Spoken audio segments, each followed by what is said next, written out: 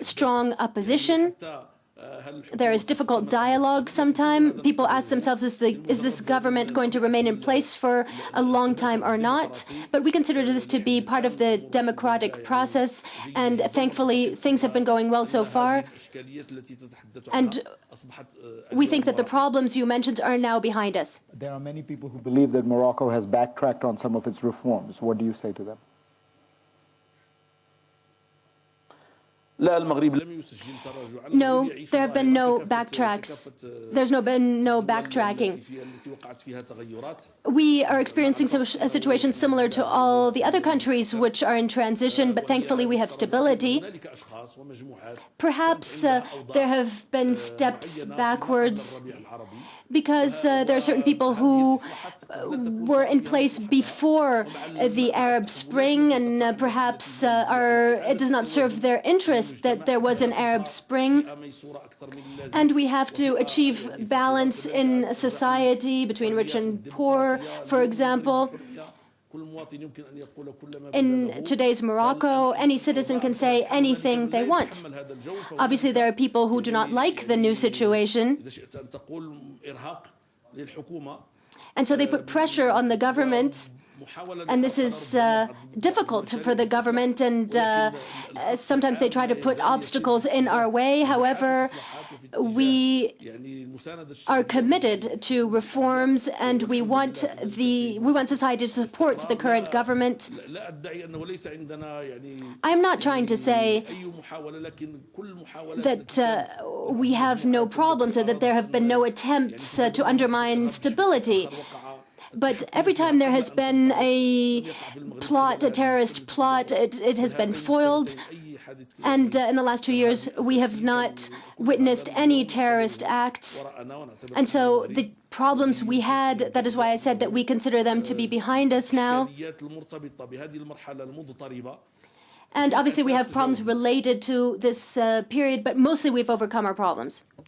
Mr. Mikati, let me ask you, as the Prime Minister of Lebanon, how serious is the problem of Syria spilling over into your borders? Many people argue that Syria will not implode, it will explode, and it will explode onto Lebanon, onto your country. Or the neighborhood. The neighborhood, but in particular for reasons you know, with regard relating to Hezbollah and such in Lebanon.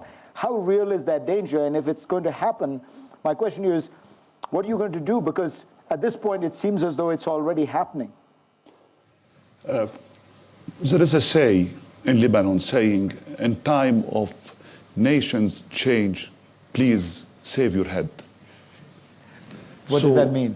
It means we are dissociating ourselves from what's going on in Syria by all means.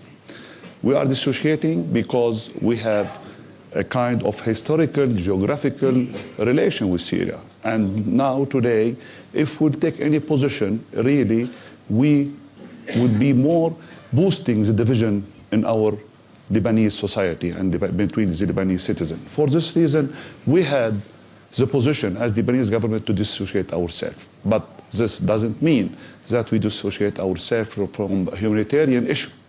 Today, we are helping and receiving the Syrians without any limit.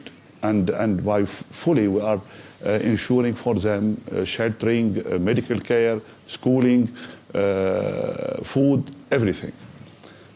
Also, this doesn't mean that we don't have to put all scenarios in front of us and to see what kind of implication will affect Lebanon in future. I don't know if it's time to talk about the options, but before talking about options, we have 3 questions we have to answer.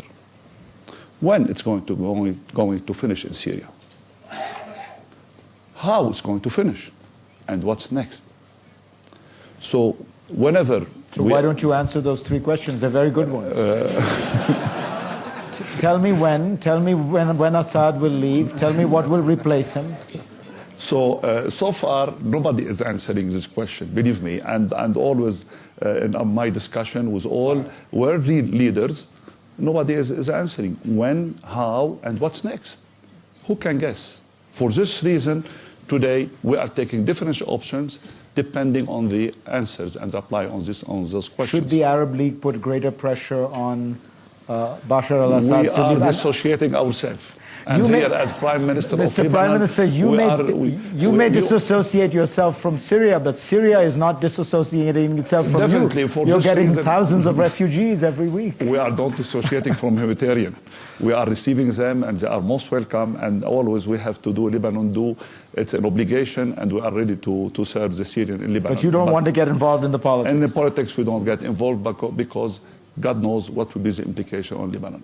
How it's going to finish? That's the question. Here you're saying all the neighborhood, all the region. What will be the future of the region if we take any scenario?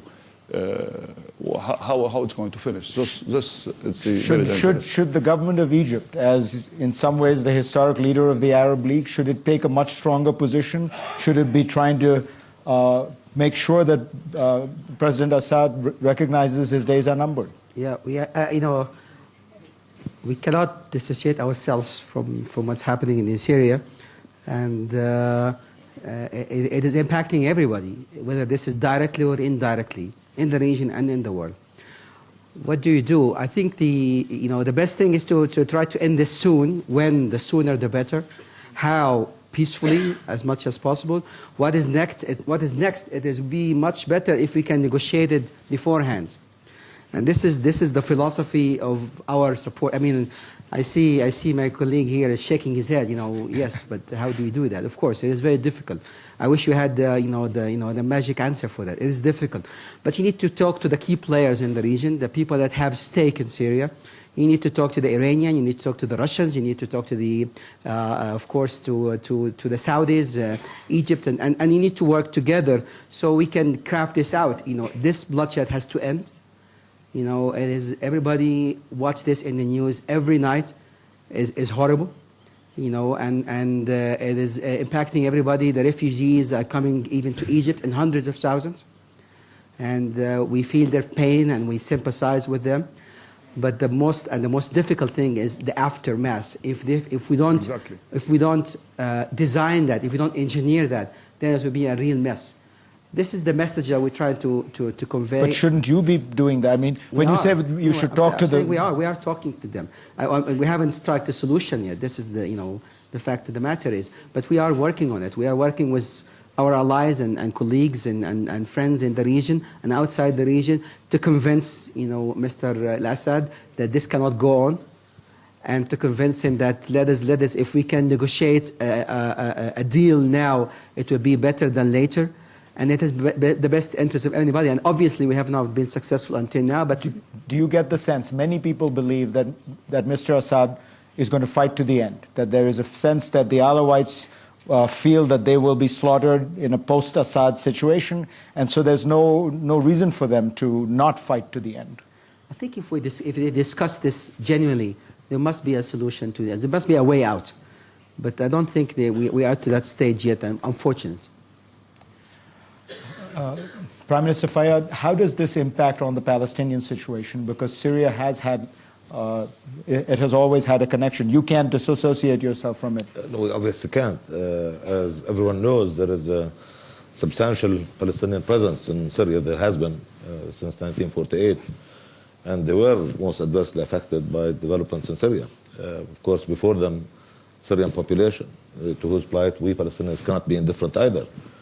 But to have Palestinians endure having to emigrate time and again, and to find themselves in Lebanese and refugee camps in Lebanon is absolutely devastating. We have tried desperately to keep Palestinians out of that conflict, but that was not completely successful, resulting in additional tragedy. As I said in my earlier remarks, it's difficult for me to think past Arab Spring or Arab awakening while Syria is going the way Syria has been going, and ever so tragically. But I go back to what it is that needs to be done to really give this phenomenon some credibility, which I think is important, given the overall values that this phenomenon was supposed to respond to. I think it would be a complete travesty if, end of the day, after all is said and done, people in the region would find themselves having to make a choice between either having stable governments or democratic governments. And I think that would be a travesty. And I think governments now in power have a special responsibility in ensuring that would not happen. This phenomenon happened in response to citizens in the Arab world feeling that they were not enfranchised. They were not really getting the rights that other citizens around the world got from their governments. The respect that the citizens should get from their government.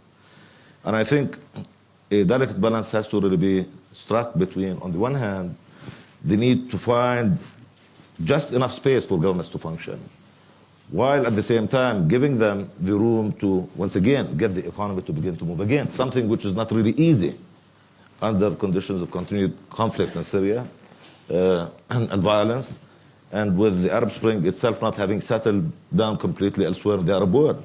And all of us have been affected by this, directly or otherwise, to varying degrees. And I think that balance can be found in governments being very serious about and truthful to the principles that brought them to government when it comes to political reform.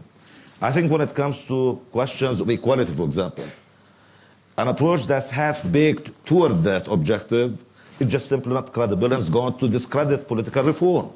So I think on issues of political reform, governments must really be forthcoming, must be progressive, and true to the values that brought them, and they say that brought them to government.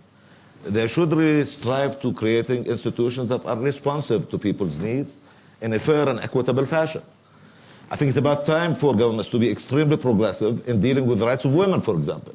There's no justification whatsoever for this to be, if only you give us more time. And similarly, youth issues. They cannot really continue to be overlooked and give us more time. I think governments are forthcoming on those issues. Then they really can buy the right, just enough time to begin to engineer and generate some recovery. Because political reform is going to suffer badly if the economic side of the house would not move, and the economic side of the house is not going to move under existing conditions of turmoil. Mr. Kandil, let me ask you, Prime Minister, there are a number of Egyptian women who have told me that they believe the situation of women in Egypt today is worse than it was under Mubarak. Well, I'm not sure, but I have 5 daughters myself and my wife, so I don't think they agree to that. So. Well, they're doing fine. They're living in the Prime Minister's house. My friends are not. No, but there is a feeling that in Egypt there has not been much progress on women's rights, and there has been a rise of a populism that has been quite sexist and. No, let me explain that. It is clear that some voices that want to limit the freedom of women. That's clear. But that's the name of the game. People can speak out their thoughts and their words right now. But it is the focus. We had this guy that was aired out one time in TV that he wanted to put down the pyramids and the Sphinx because people used to worship them. So he said, let us put them down. You can always find the crazy people in one person in the street. You don't give him a half an hour TV or an hour, airtime to speak about that, and you think this is this is a phenomena in Egypt. We don't ever have that in America, just so you know. Well, we had this. So what I'm saying is, of course, there are people that letting women down. There's a group of people that would do that, but it's not the mainstream of the Egyptian people. The mainstream of the Egyptian people respect women, and that was in the preamble of the Constitution. The women are our mothers, our sisters, our daughters, and if you read the Egyptian Constitution, it talks about persons afterward. So at the preamble, it talks about women, the importance of women, and then it talks about Egyptian. It doesn't talk about their sex or religion or sex. It continues talking about Egyptian as persons. So that's the whole thing. Mr. Do you want to say something? I believe that the West must be aware of something. Now, after the revolution, the West wanted to deal with Arab regimes that were similar to his own regime, similar to his own situation. They thought that the situation would be similar to what they had in the West. However, the people in the Arab world don't want that. They want respect for their own specificities. They have their own conditions and their own contexts. What do we want as Arab people? We don't want women who wear the veil to remove the veil. We don't want women who don't wear the veil. We don't want to force them to wear the veil. We want everybody to be free. We don't want to force anybody to do anything. Now, of course, we are witnessing this movement and this transformation in our society. And we have some people who might force their wives or their daughters to wear the veil or to remove the veil. However, this is not the opinion of the mainstream of the population of our countries, of the majority of the population. We don't want anybody to impose anything about us, to impose anything on us. We want our own way of life. We want to be able to change the past conditions, the past situation. We want to change that lack of freedom, that lack of democracy, that lack of openness that we had in the past. And we want the West to accept us as we are. We want them to accept our specificities. We are not Western countries. We are Arab countries. We have Muslims, we have Christians, and we have Jews who live in our countries. And we have all lived in peace in the past. Now, we still have Jews living in Morocco. And they are a minority, and they enjoy their full liberties, their full freedoms, and they are respected by the population, by the Muslims in the country. We have women who wear the veil and women who do not wear the veil. However, what we ask of each citizen is to respect the law. And I think that you in the West must take care and must be aware of that. Another issue, it's about Syria. Let's talk about the women's issue because it's an important one. This is not, first of all, nobody in the West is trying to get women to take their veils off. The issue, as described in the Arab Development Report, written by an Arab woman, is that there are three great deficits in the Arab world, and the third one is the rights of women. This is written by an Arab about the Arab world with enormous amounts of data. By any comparison with the rest of the world, the status of women in the Arab world is poor. So, you know, I think part of solving the problem and dealing with it is to acknowledge that it exists. My own humble suggestion would be that you can make this into an anti-Western crusade, but the truth of the matter is the women in the Arab world deserve better. لا أنا ما قلت